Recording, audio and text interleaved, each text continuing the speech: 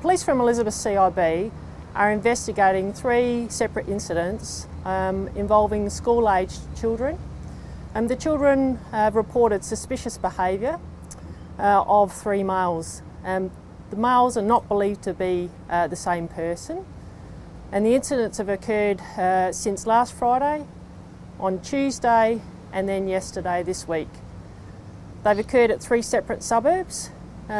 The suburbs are not adjoining, but the behaviour of the males is of a concern, and so police are, in respect to one of the matters, releasing some CCTV footage.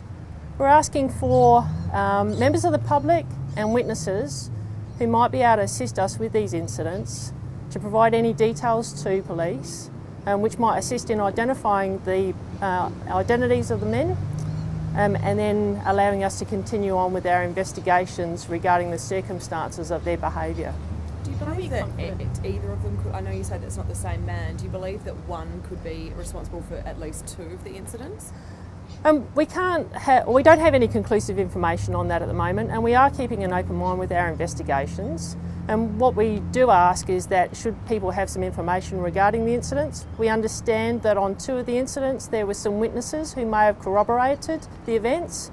In particular, there's one event, which is the first one on Friday last week, where we're actually seeking for some corroborative information from witnesses. So I actually ask for the additional information to help us with our investigations, and we can't conclusively say that they're linked at this point of time. What makes you confident that they are 3 different men? The descriptions of the men are somewhat different, and until we get further information, it would be very speculative to say anything other than we believe that they are 3 different men. When you're dealing with children, primary school age children though, I mean, I suppose it is hard for them to describe, someone older, and they, sometimes adults all look the same to them. Yeah, that's absolutely true. So therefore, hence why we do have to keep an open mind in respect to the descriptions of the men.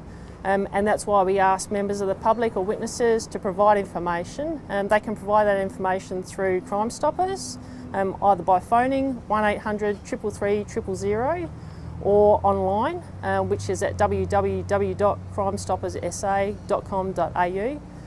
That information can be reported anonymously, but we understand that there are still some witnesses who may be able to assist us in our investigations. How frightening was this for the children involved? What I can say is the children naturally were frightened. They were all unharmed.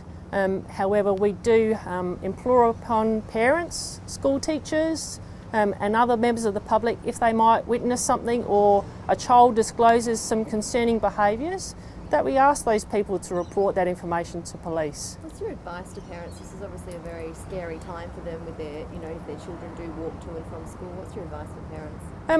At this point in time, we ask for parents to be concerned, but not alarmed, I guess, in that sense. Many of these children are at that independent age, and so what we do ask is that the parents have a good relationship with their children and ask those questions and provide advice in respect to how they're getting to and from school, who they're with, and also giving them that general advice about safety and awareness around them. What can you tell us about the security vision? Sorry, one at a time. What can you tell us about the security vision that you've released? Was that before or after that second incident, and what was he doing? Where was it taken? What street? The CCTV which has been released is in relation to the second incident at Salisbury Park. It's on one of the side streets, and it shows the male who we believe is involved in this concerning behaviour. And so we're asking for that man or other people who might know the identity of that man to come forward and speak with police regarding the behaviour. All 3 of the incidents happened very close to primary schools. Were the children walking to and from school when it happened? In the first incident, the child was walking to school, and on the remaining 2 incidents, the children are walking home from school. There was a similar incident in Meadows a couple of days ago. Do you know if there are any links to that? I have a general awareness about the incident at Meadows. I'm not the best person to speak about that matter. However, It's quite some distance away, and the general descriptors that we have at the moment are not similar to the males described in these incidents that we're investigating. Do you have other security vision that you're working with at the moment that hasn't been released? We are trying to exhaust all opportunities for CCTV. I think we are still working on that, and should we have more CCTV that's suitable for release, then naturally we will release it and ask for the public assistance. Is there concerns if it is one person or even if it's three separate that their behaviour will escalate? I mean, some of them were a little bit more violent than the others. I think that would be reasonably speculative.